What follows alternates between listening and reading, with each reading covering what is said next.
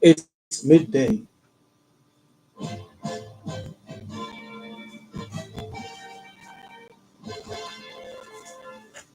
Good afternoon. Here is the midday news on OGBC. My name is Emmanuel Adebanjo. First, the news. President Tinubu is calling for peace to foster development. Federal government reforms of moves to enhance the capabilities of its workforce. Britain has promised Sudan £120 million aid amid humanitarian crisis.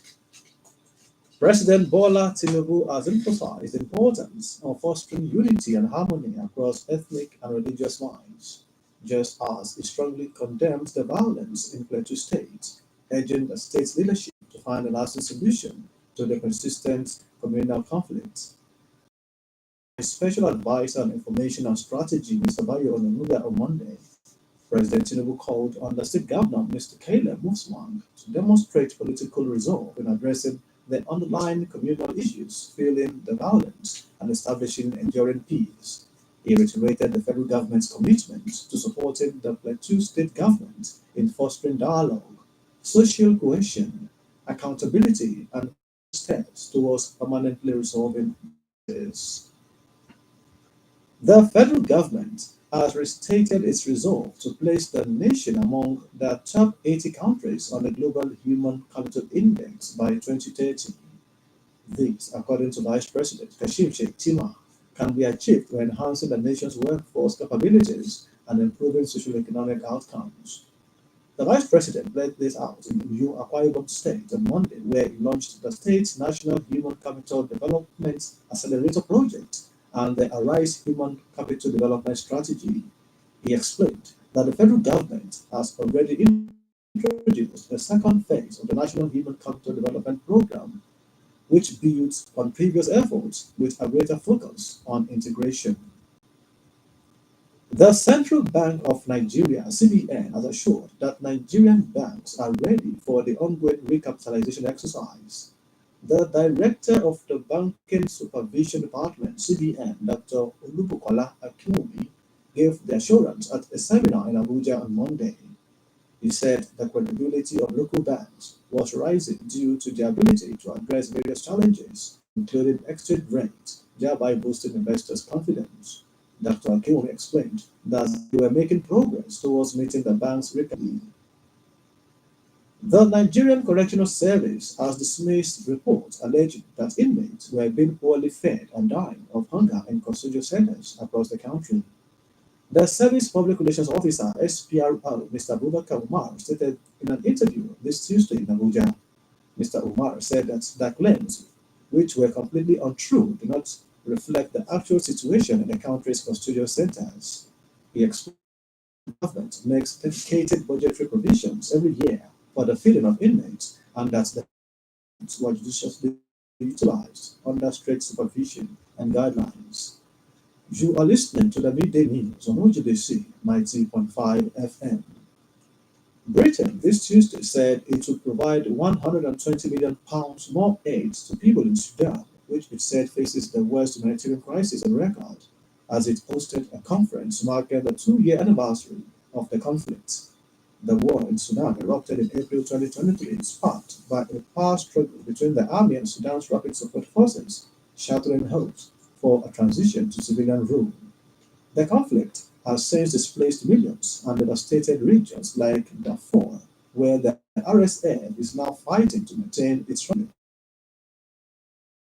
London will be a change to improve of the international response to the crisis, although Sudan criticized the fact its government was not invited for the talks. Russian Foreign Minister Mr. Sergei Lavrov said that it was to agree with the United States on the key part of a possible deal to end the war in Ukraine, and that Russia would never again allow itself to depend economically on the West. US President Mr. Donald Trump, who says he wants to end the bloodbath of the 3-year war in Ukraine, though a deal has yet to be agreed. The Kremlin on Sunday said that it was too early to expect results from the restoration of more normal relations with Washington. U.S. President Mr. Donald Trump has reaffirmed his threat of drastic consequences from Iran over its nuclear program, including a potential attack on Tehran's nuclear facilities. Mr. Trump said this during a meeting at the White House with Salvadoran President Mr. Nayib Bukele. He affirmed that consequences included an attack on Iran's nuclear facilities. The Republican, in his first term in office in 2018, withdrew from Vienna nuclear deal, which was designed to limit Iran's nuclear program and lift sanctions in return.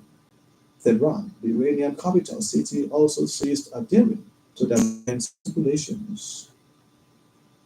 The United States, a day after a massive Russian attack killed 35 people and injured 117 others. The US president stated that the Ukrainian leader shares the blame with Russian President Mr. Vladimir Putin for the death of millions of people in the Ukraine war. Mr. Trump's comments followed a widespread outrage over Russia's attack on the Ukrainian city of Syria on Sunday, which was the deadliest Russian attack on civilians this year. President Trump has repeatedly clashed with President Zelensky since he returned to office this year and was previously appeared to blame Ukraine for starting the war. Mr. Trump, millions of people gave up the ghost because of three persons saying that President Vladimir Putin is number one, former President Joe Biden number two, and President Zelensky number three. On sports, boxing promoter Bob Arum believes Tyson Fury will not return to boxing after the heavyweight announced his retirement in January. The 36th successive loss to WBA, Super WBC, and WBO champion Alexander Usyk. Fury has retired more than once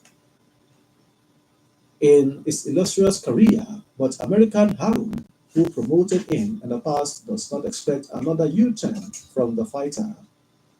No nation can be built without patriotism. Sean Hall on patriotic acts. To end the midday news, another look at major items. President Bola Tinubu, while reacting to recent killings in Plateau, in a statement on Monday, emphasized the need to promote peace to engender national development. The Vice President, Senator Kashim Shettima in Uyo Akwa Ibom, on Monday said the federal government is taking steps to place Nigeria among top 80 countries on the Global Human Capital Index by 2030. Britain said it would provide aid worth £120 million for Sudan as the country marks second year anniversary of conflict. The midday news was edited by Adebanjo Wahab and broadcast from OGBC at Beokuta. For exclusive programs and the latest news updates, visit our website at ogoradio.ng. Follow us on Facebook at Ogoradio Abeokuta and on X at OGBC 905 FM. You can also listen to OGBC on the Radio Garden.